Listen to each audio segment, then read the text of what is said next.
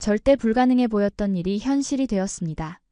페르시아만을 가로지르는 36km의 거대한 해상교량이 완성되었다고 합니다. 놀랍게도 그 대공사를 성공시킨 주역은 한국이었습니다. 쿠웨이트의 극한 환경을 극복하고 세계 최장급 해상교량을 건설한 놀라운 이야기. 프랑스 구조 설계 거장의 눈으로 본 한국 기술의 힘을 지금 들려드립니다. 여기서 잠깐 구독과 좋아요를 눌러주는 센스. 안녕하세요. 제 이름은 클라라 모로, 은퇴를 앞둔 55세의 구조 엔지니어입니다. 저는 제 인생에서 마지막 프로젝트를 준비하고 있었습니다. 파리의 봄 햇살이 사무실 창가에 부드럽게 비치던 날, 30년간 몸담았던 프랑스 국영 구조설계 연구소에서의 마지막 계절이 시작되었죠. 창 밖으로 보이는 에펠탑의 실루엣은 여전히 제게 영감을 주었습니다.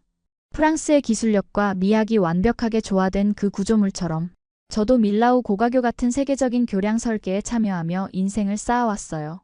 하지만 이제는 새로운 세대에게 자리를 물려줄 시간이었습니다. 클라라, 특별한 요청이 들어왔어요.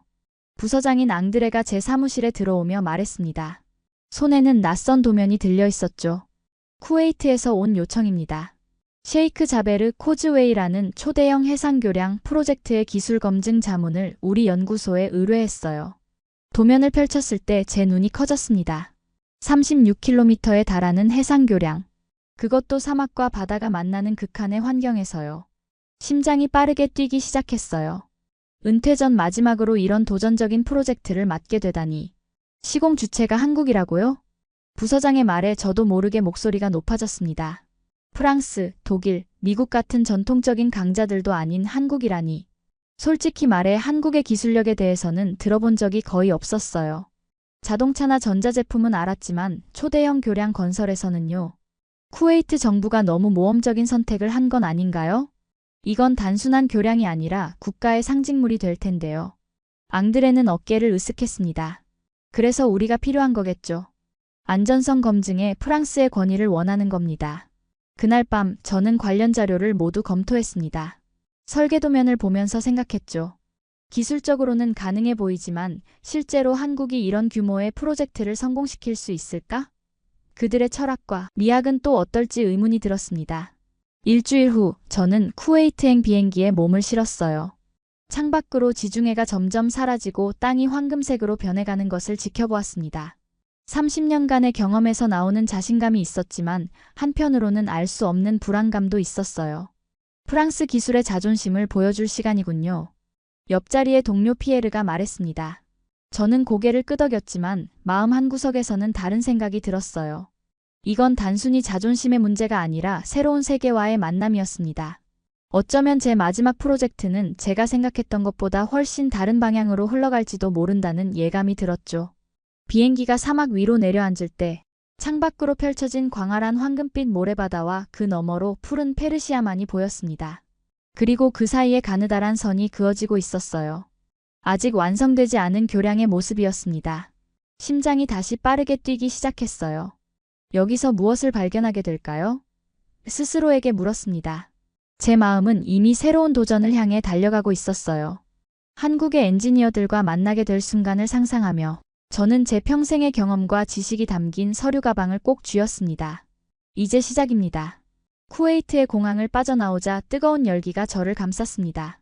파리의 봄과는 완전히 다른 세계였죠. 이곳의 하늘은 사막의 모래먼지로 희미하게 흐렸고 지평선은 끝없이 이어지는 황금빛 모래로 물들어 있었습니다. 저와 함께 온 피에르는 이미 이마에 땀방울을 흘리고 있었어요. 도대체 이런 곳에서 어떻게 36km의 교량을 세운다는 겁니까? 피에르의 말에 저는 고개만 끄덕였습니다.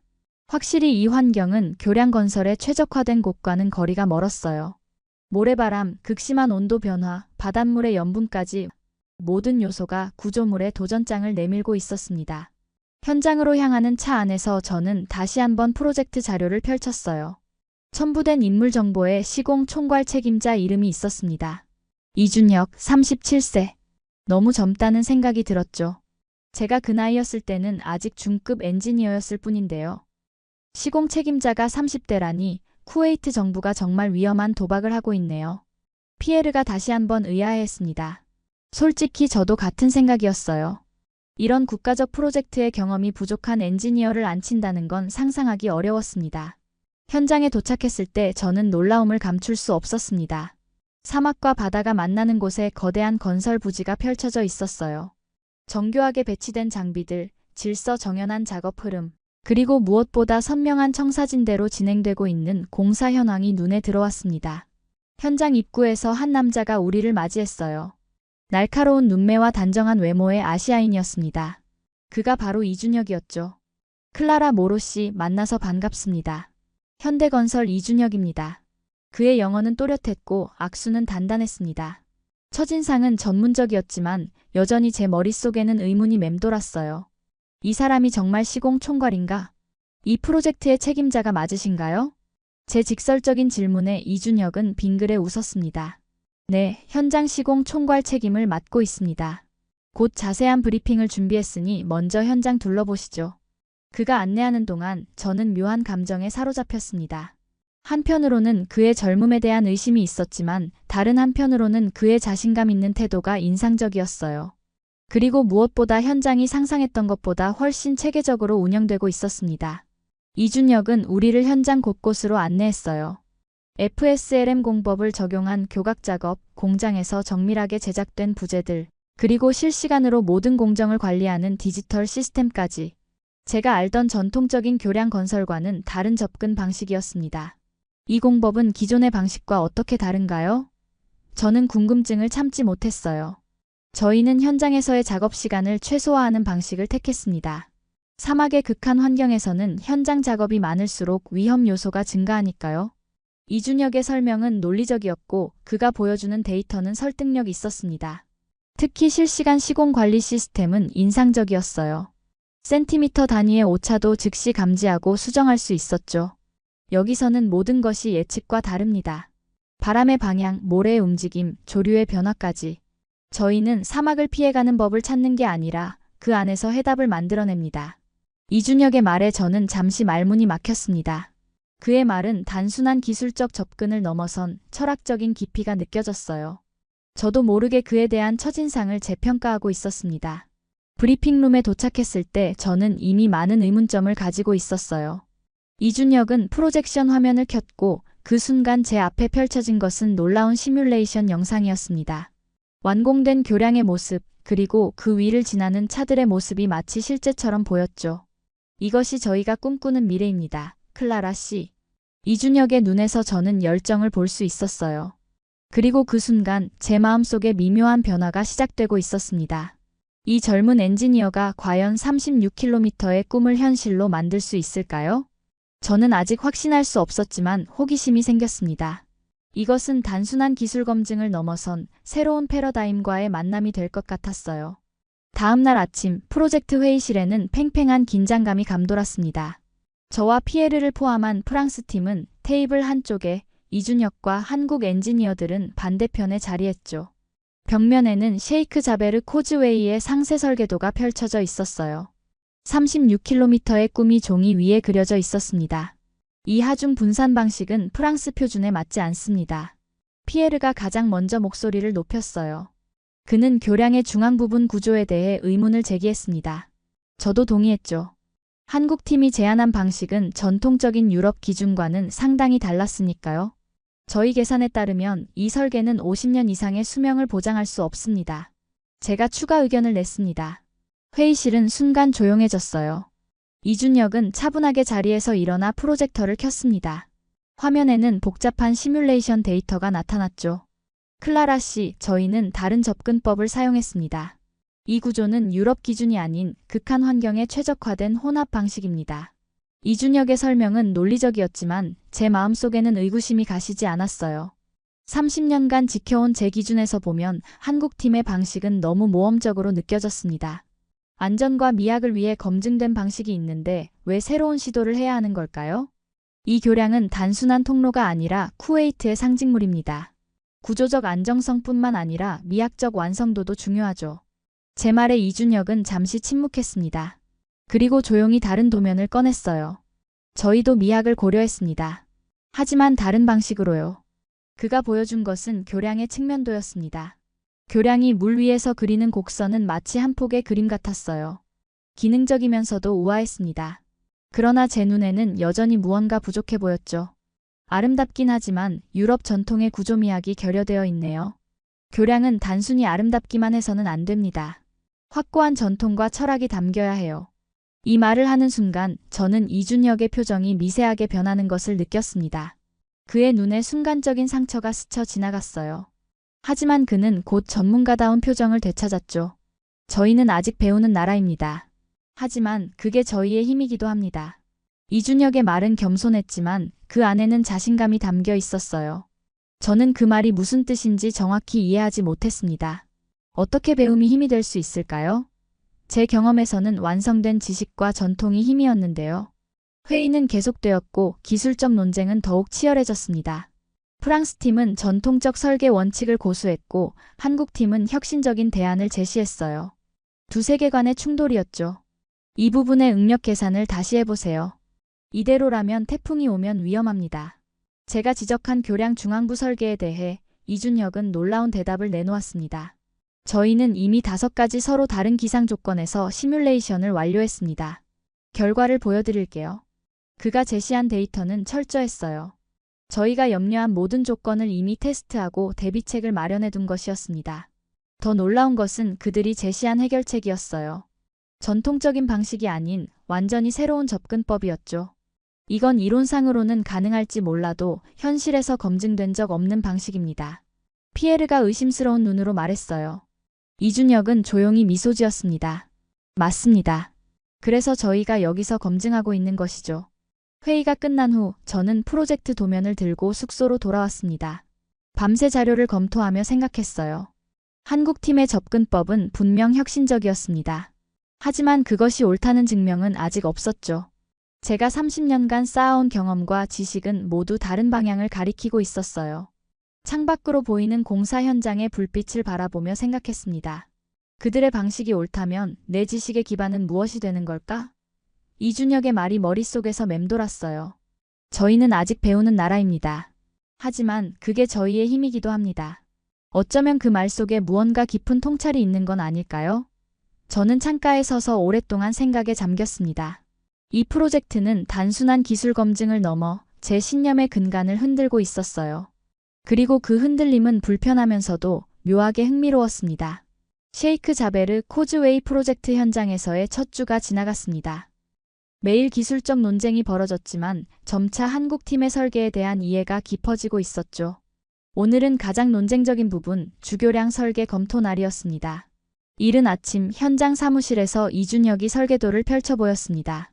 주교량은 돛단배 형상의 구조물이었어요. 물 위에 떠있는 돛처럼 우아한 곡선을 그리는 교량이 도면 위에서 살아 숨쉬는 것 같았습니다.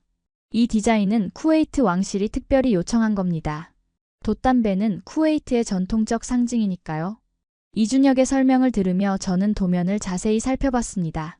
미학적으로는 아름다웠지만 구조적 관점에서는 의문이 많았죠. 아름답긴 하지만 이런 곡선 구조는 하중 분산에 비효율적입니다. 감성에 치우친 구조로 보이는군요. 제 직설적인 평가에도 이준혁은 침착하게 대응했습니다. 이제는 그의 이런 차분함이 익숙해졌어요. 클라라 씨, 이 곡선은 단순한 미학이 아닙니다. 실용적 목적도 있어요. 이준혁은 컴퓨터 화면을 켜고 복잡한 수치 시뮬레이션을 보여주었습니다. 그의 손가락이 화면 위를 움직이며 설명했어요. 이 곡률은 사막에서 불어오는 강한 바람의 저항을 최소화하도록 설계되었습니다. 또한 열팽창에 의한 변형을 자연스럽게 분산시키죠. 놀랍게도 그가 보여주는 데이터는 정확했습니다. 이 독특한 곡선은 단순한 아름다움을 넘어 기능적 효율성을 높이는 설계였어요. 제 전문 분야인 구조역학 관점에서도 흠잡을 데가 없었죠. 이 해석은 어떻게 진행하셨나요? 이준혁은 미소를 지으며 팀원들을 소개했습니다. 젊은 엔지니어들이 각자의 분석 과정을 설명했어요. 그들은 전통적인 유럽식 접근법이 아닌 완전히 새로운 알고리즘을 개발해 분석했다고 합니다. 저희는 구조와 미학을 분리하지 않습니다. 둘은 하나여야 한다고 생각하죠. 이준혁의 말에 저는 잠시 생각에 잠겼습니다. 유럽의 전통적인 교량 설계에서는 먼저 구조를 확립한 후 미학적 요소를 더하는 방식이었어요. 하지만 이들은 처음부터 둘을 통합적으로 생각하고 있었죠. 기술은 구조만이 아닙니다. 이 다리는 쿠웨이트의 꿈입니다. 이준혁의 말에서 저는 깊은 의미를 느꼈습니다. 교량이 단순한 건축물이 아니라 한 국가의 비전과 정체성을 담는 그릇이라는 생각이었죠. 이것은 제가 오랫동안 믿어온 가치와도 일맥상통했습니다. 오후에는 현장으로 나가 실제 공사 진행 상황을 확인했어요. 돛담배 모양의 주탑 기초가 이미 세워지고 있었습니다. 사막의 뜨거운 햇살 아래 수백 명의 작업자들이 정밀하게 움직이고 있었죠. 이 주탑은 어떻게 설치할 계획인가요? 공장에서 제작된 부재들을 현장에서 조립합니다. 일반적인 방식보다 현장 작업 시간을 60% 줄일 수 있어요. 이준혁의 설명을 들으며 공사 현장을 둘러봤습니다. 모든 것이 체계적으로 진행되고 있었어요. 특히 인상적인 것은 디지털 모니터링 시스템이었죠. 실시간으로 모든 부재의 위치와 상태를 확인할 수 있었습니다. 전통적인 방식이라면 이렇게 빠른 진행은 불가능했을 거예요. 제 말에 이준혁은 고개를 끄덕였습니다. 저희는 전통에서 배우되 거기에 갇히지 않으려 합니다. 그의 말은 제게 깊은 인상을 남겼어요. 저는 지금까지 전통과 혁신을 대립적인 개념으로 생각해왔습니다. 하지만 이준혁에게는 두 가치가 조화롭게 공존하는 것 같았어요. 해가 지기 시작하자 사막의 하늘은 붉게 물들었습니다. 그 배경 속에 서 있는 돛담배 형상의 교각은 마치 페르시아만을 항해하는 배처럼 보였어요. 그 순간 저는 이 구조물의 진정한 아름다움을 느꼈습니다. 처음에는 이 설계가 너무 감성적이라고 생각했어요. 하지만 이제는 그 속에 담긴 공학적 논리를 이해하게 된 것 같습니다. 제 고백에 이준혁은 따뜻한 미소를 지었어요. 구조물은 단단해야 하지만 그 안에 영혼도 담겨야 합니다. 귀환하는 차 안에서 저는 창밖으로 보이는 공사 현장을 바라보며 생각에 잠겼습니다. 이 프로젝트는 제게 단순한 기술 검증을 넘어 새로운 시각을 열어주고 있었어요. 때로는 오랜 경험이 새로운 관점을 막는 장벽이 될 수도 있다는 깨달음이 찾아왔습니다. 저의 전문 지식과 한국팀의 혁신적 접근이 만나 무언가 특별한 것이 탄생하고 있었어요. 이것이야말로 진정한 협력의 힘이 아닐까 싶었습니다. 쿠웨이트에 온 지 한 달이 지났습니다. 점차 한국팀의 작업 방식에 익숙해지고 있었어요. 그러던 어느 날 제 숙소 창문을 두드리는 바람소리가 평소보다 거세졌습니다. 기상경보가 울렸죠. 사막에서 초강력 모래폭풍이 몰려오고 있었습니다. 현장 통제실로 급히 향했어요. 다른 나라 엔지니어들은 이미 철수를 시작하고 있었습니다. 안전 규정상 이런 기상 조건에서는 작업을 중단하는 것이 일반적이었죠. 통제실에 도착하니 한국팀 관계자들이 분주하게 움직이고 있었어요. 그러나 그들은 철수가 아닌 장비 보호와 공사 지속을 위한 준비를 하고 있었습니다. 이런 상황에서 작업을 계속할 생각인가요? 저의 질문에 현장 부책임자가 고개를 끄덕였습니다. 이준혁 팀장님의 지시입니다. 특수보호막을 설치해 핵심 구조물을 보호하고 일부 작업은 계속 진행합니다. 이것은 제 경험에서는 전례 없는 결정이었습니다. 대부분의 프로젝트에서는 이런 위험한 기상 조건에서 즉시 작업을 중단하고 철수하는 것이 원칙이었죠. 이준혁을 찾으러 나섰지만 그는 통제실에 없었습니다.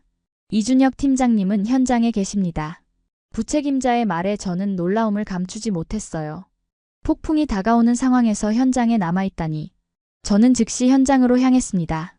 바람은 점점 더 거세졌고 모래 입자들이 제 얼굴을 때렸어요. 보호장비를 갖춘 채로 주교량 현장에 도착했을 때 저는 믿기 힘든 광경을 목격했습니다. 거의 모든 작업자가 대피한 현장에 이준혁이 홀로 남아 장비를 점검하고 있었어요. 그는 마스크를 쓰고 있었지만 그 너머로도 그의 결연한 표정이 느껴졌습니다. 모래바람 속에서 그의 실루엣은 마치 교량 자체의 수호자처럼 보였죠. 이준혁 씨, 위험합니다. 당장 대피해야 해요. 제 외침에 이준혁은 고개를 들었습니다. 그의 눈에는 피로가 가득했지만 동시에 강한 책임감도 깃들어 있었어요. 곧 갈게요, 클라라 씨. 이 장비들이 폭풍에 견딜 수 있도록 마지막 점검만 하고요. 그의 말투는 차분했습니다. 공포나 당황함이 없었죠. 저는 잠시 그를 돕기로 결심했어요. 함께 장비를 고정하고 보호막을 추가로 설치했습니다. 작업을 마치고 대피소로 향하는 동안 폭풍은 절정에 이르렀어요. 우리는 거의 뛰다시피 하며 대피소에 도착했습니다. 안전한 곳에 도착한 후 이준혁은 조용히 자리에 앉았습니다. 그의 표정에서 안도감과 함께 깊은 고뇌가 느껴졌어요. 저는 그에게 물을 건네주며 말했습니다. 다른 팀들은 이미 철수했는데 왜 남았던 거죠? 이준혁은 잠시 침묵했습니다. 그리고 천천히 입을 열었어요. 제 책임이니까요. 이 프로젝트는 단순한 건설 현장이 아닙니다. 쿠웨이트 국민의 꿈이자 저희 팀 모두의 자부심이에요. 그의 진심 어린 말에 저는 깊은 감동을 느꼈습니다. 이것은 단순한 직업적 헌신을 넘어선 무언가였어요. 그에게 이 교량은 생명과도 같은 존재였습니다. 대피소에서의 긴 대기 시간 동안 저는 이준혁의 사물함 근처에 있었습니다. 우연히 그의 개인 소지품 중 한 장의 사진이 눈에 들어왔어요. 낡은 흑백 사진 속에는 작은 시골 마을의 다리가 있었습니다. 이준혁이 잠시 자리를 비운 사이 저는 그 사진을 가만히 바라보았어요. 이준혁이 돌아왔을 때 저는 조심스럽게 사진에 대해 물었습니다. 제가 처음 교량을 본 건 저 사진 속 강가였어요. 어릴 적 저희 아버지가 시골 마을에 놓으신 작은 다리죠. 그때 느꼈어요. 다리는 사람을 잇는 거라고. 이준혁의 목소리에는 깊은 애정이 담겨 있었습니다. 저는 그제서야 그의 헌신의 근원을 이해할 수 있었어요. 그에게 이 프로젝트는 단순한 경력이나 성취가 아니라 삶의 의미였습니다. 밤이 깊어가는 동안 폭풍은 계속되었어요. 통제실과의 통신으로 현장 상황을 점검하던 이준혁의 모습을 지켜보며 저는 이 젊은 엔지니어에 대한 존경심이 깊어지는 것을 느꼈습니다. 그의 책임감, 헌신, 그리고 무엇보다 왜 이 일을 하는지에 대한 명확한 이유가 있다는 점이 인상적이었어요. 폭풍이 지나간 다음 날 아침, 우리는 현장으로 돌아갔습니다. 놀랍게도 한국팀의 준비 덕분에 피해는 최소화되어 있었어요. 다른 구역들이 복구에 며칠이 걸릴 정도로 피해를 입은 반면 이준혁이 책임지는 구역은 거의 즉시 작업을 재개할 수 있었습니다. 이 모래폭풍의 밤은 제게 단순한 기술적 평가를 넘어선 깨달음을 주었어요. 진정한 엔지니어링은 단순히 구조물을 세우는 것이 아니라 그 속에 혼을 불어넣는 것임을 이준혁을 통해 배웠습니다. 그리고 그 혼은 책임감과 헌신에서 비롯된다는 것도요. 모래폭풍 이후 공사는 더욱 속도를 내기 시작했습니다. 한국팀의 작업 방식에 제 의구심은 점차 존경으로 바뀌어가고 있었죠. 그리고 마침내 그 순간이 왔습니다. 주교량의 양쪽 구간이 연결되는 날이었어요. 새벽부터 현장은 특별한 긴장감으로 가득했습니다. 이준혁은 평소보다 더 일찍 도착해 마지막 점검을 진행했어요. 저도 그와 함께했습니다. 지난 몇 달간 우리는 의견 충돌과 협력의 시간을 거쳐 이제는 서로의 전문성을 인정하는 동료가 되어 있었죠. 오늘은 역사적인 날입니다. 클라라 씨. 이준혁의 목소리에는 흥분과 긴장이 함께 묻어났습니다. 주교량 연결은 모든 교량 건설에서 가장 중요한 순간이었어요. 36km에 이르는 거대한 구조물의 양쪽이 정확히 맞아떨어져야 했습니다. 밀리미터 단위의 오차도 허용되지 않는 작업이었죠. 현장에 도착하니 이미 수백 명의 작업자와 엔지니어들이 모여 있었습니다. 쿠웨이트 정부 관계자들도 이 중요한 순간을 지켜보기 위해 자리했어요. 하늘은 맑았고 페르시아만의 푸른 물결 위로 아침 햇살이 반짝였습니다. 최첨단 크레인과 정밀 장비들이 양쪽 교각에서 마지막 연결 부재를 들어 올렸어요. 이 순간을 위해 모든 준비가 완벽해야 했습니다. 온도 변화에 따른 금속의 팽창까지 계산된 정교한 작업이었죠. 이준혁은 통신장치로 양쪽 팀과 실시간 연락을 주고받으며 작업을 조율했습니다. 3, 2, 1, 연결 시작합니다. 순간 현장이 숨을 죽였습니다. 양쪽에서 다가오는 구조물이 천천히 그러나 확실하게 가까워지는 광경은 마치 우주 도킹을 보는 것 같았어요. 그리고 마침내 딸깍하는 소리와 함께 두 부분이 완벽하게 연결되었습니다. 연결 완료. 오차 범위 내입니다. 현장에서 환호성이 터져나왔습니다. 사람들은 서로를 축하하며 기쁨을 나눴어요. 저는 이준혁을 바라보았습니다. 그의 얼굴에는 안도와 자부심 그리고 깊은 감동이 함께 어려 있었어요. 축하합니다, 이준혁 씨. 정말 놀라운 성과예요. 제 진심 어린 축하에 이준혁은 고개를 끄덕였습니다. 그의 눈에는 기쁨의 눈물이 맺혀 있었어요. 이것은 단순한 기술적 성취를 넘어선 무언가였습니다. 사막과 바다를 가로지르는 36km의 꿈이 현실이 된 순간이었죠. 함께 교량 위로 올라갔습니다. 이제 막 연결된 중앙 부분 위에 선이 양쪽으로 끝없이 이어지는 교량의 실루엣이 눈앞에 펼쳐졌어요. 돛담배 형상의 주탑은 사막의 하늘을 배경으로 당당하게 서 있었습니다. 그 곡선은 제가 처음 생각했던 것보다 훨씬 우아하고 역동적이었어요. 이건 다리가 아닙니다. 하나의 선언이에요. 제 입에서 자연스럽게 나온 말이었습니다. 이 구조물은 단순한 교통로가 아니라 인간의 기술과 의지가 자연의 한계를 넘어설 수 있다는 선언이었어요. 그리고 그 선언을 이끈 것이 한국의 기술력이라는 사실이 더 놀라웠습니다. 교량 위에서 바라본 풍경은 압도적이었어요. 한쪽으로는 끝없는 사막이, 다른 쪽으로는 푸른 바다가 펼쳐져 있었습니다. 그 경계에 인간이 만든 36km의 선이 그어져 있었죠. 정확한 시공, 아름다운 곡선, 바다 위에 펼쳐진 돛단배의 실루엣이 만든 조화는 단순한 기술을 넘어선 예술이었습니다. 현장에서 돌아오는 길, 저는 생각에 잠겼습니다. 프랑스에서 온 지 석 달, 이 프로젝트는 제 관점을 완전히 바꿔놓았어요. 처음에는 의심과 경계심으로 바라봤던 한국의 기술력이 이제는 경외의 대상이 되었습니다. 이준혁과 그의 팀이 보여준 혁신적 접근법, 끈질긴 책임감, 그리고 무엇보다 기술에 대한 새로운 철학은 제게 깊은 인상을 남겼어요. 숙소에 돌아와 창밖으로 완성된 교량의 실루엣을 바라보았습니다. 저녁 노을에 물든 돛단배 모양의 주탑이 마치 살아 숨쉬는 것처럼 보였어요. 이 프로젝트를 통해 저는 기술의 패러다임이 바뀌고 있음을 느꼈습니다. 그리고 그 중심에 한국이 있었죠.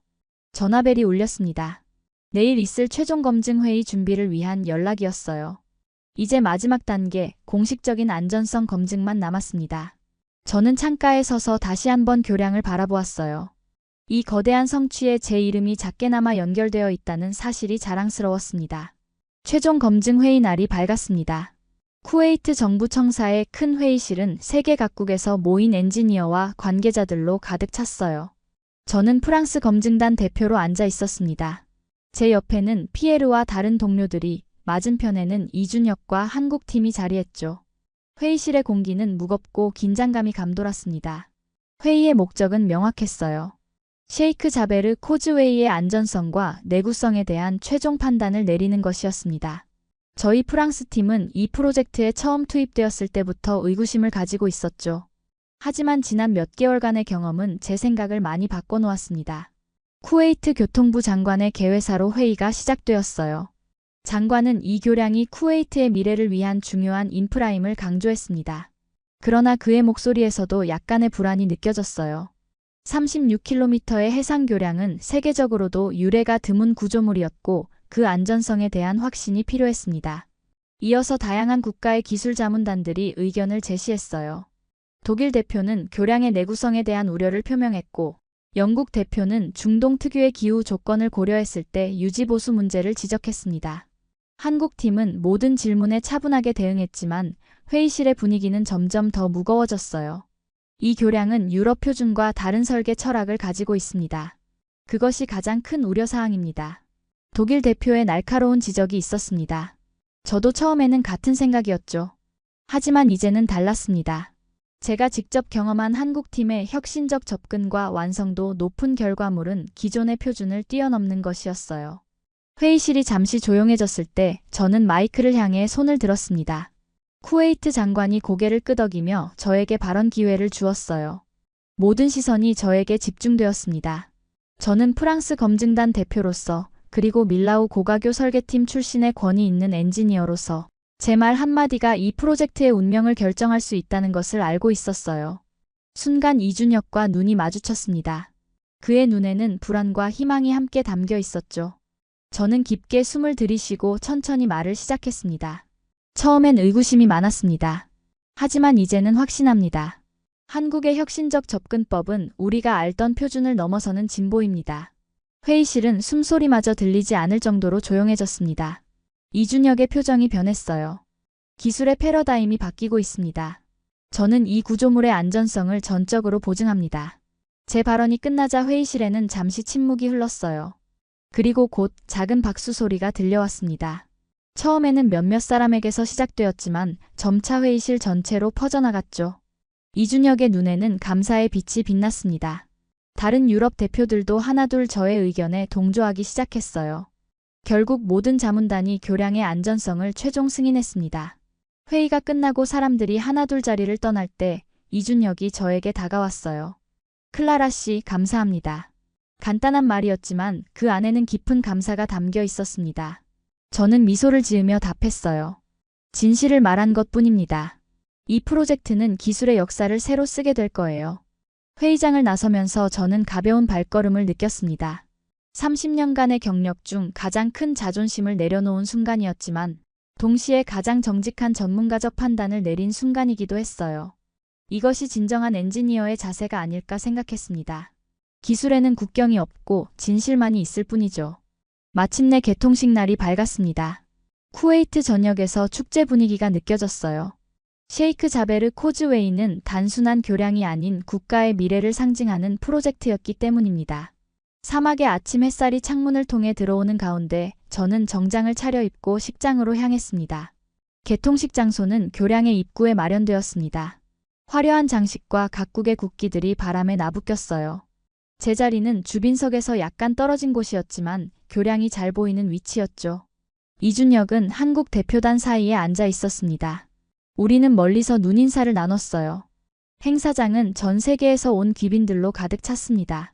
특히 쿠웨이트 국왕이 직접 참석했다는 사실이 이 프로젝트의 중요성을 말해주었죠. 의전 담당자의 안내로 모든 사람이 자리에 앉았고 곧 개통식이 시작되었습니다. 쿠웨이트 국왕이 단상에 올라서자 모든 이들이 기립했어요. 그의 목소리는 강하고 확신에 차 있었습니다. 오늘은 쿠웨이트 역사의 새로운 장이 열리는 날입니다. 이 다리는 단순한 구조물이 아닙니다. 쿠웨이트의 미래를 연결하는 문이죠. 저는 그의 말에 깊이 공감했어요. 이 프로젝트를 통해 저 또한 새로운 세계와 연결되었으니까요. 국왕의 연설은 계속되었습니다. 이 놀라운 성취를 가능케 한 모든 분들께 감사드립니다. 특히 불가능을 가능으로 만든 나라 한국에게 깊은 감사를 전합니다. 이 말에 청중들 사이에서 박수가 터져 나왔습니다. 저도 힘차게 박수를 쳤어요. 몇 개월 전만 해도 상상하지 못했던 일이었죠. 제가 한국의 기술력을 이렇게 진심으로 인정하게 될 줄은 꿈에도 몰랐으니까요. 행사는 절정에 달했습니다. 화려한 테이프 커팅 의식 후 국왕과 주요 인사들이 교량 위로 첫 발을 내딛었어요. 그 순간 하늘에서는 축하 비행이 펼쳐졌고 교량의 돛단배 형상 조명이 일제히 켜졌습니다. 사막과 바다 위에 떠있는 36km의 빛의 선은 경이로웠어요. 공식 행사가 끝난 후 저는 무대 뒤편에서 이준혁을 찾았습니다. 그는 동료들과 축하를 나누고 있었어요. 제가 다가가자 이준혁이 밝게 웃으며 맞아주었습니다. 클라라 씨, 오늘 함께 해주셔서 감사합니다. 저는 진심으로 축하의 말을 전했어요. 이준혁 씨, 당신은 이제 세계가 배우는 엔지니어입니다. 제 말에 이준혁은 겸손하게 고개를 저었습니다. 이건 제 다리가 아닙니다. 함께 만든 다리입니다. 클라라 씨의 도움 없었다면 불가능했을 거예요. 그의 말에는 진심이 담겨 있었습니다. 저는 이 젊은 엔지니어의 겸손함에 다시 한번 감동했어요. 함께 교량을 바라보며 우리는 잠시 말없이 서 있었습니다. 돌아오는 비행기 안에서 저는 창밖으로 점점 작아지는 셰이크 자베르 코즈웨이를 바라보았습니다. 사막 위에 돛을 세운 것 같은 그 웅장한 모습이 제 기억에 깊이 새겨졌어요. 이 프로젝트는 제게 기술적 성취를 넘어선 깨달음을 주었습니다.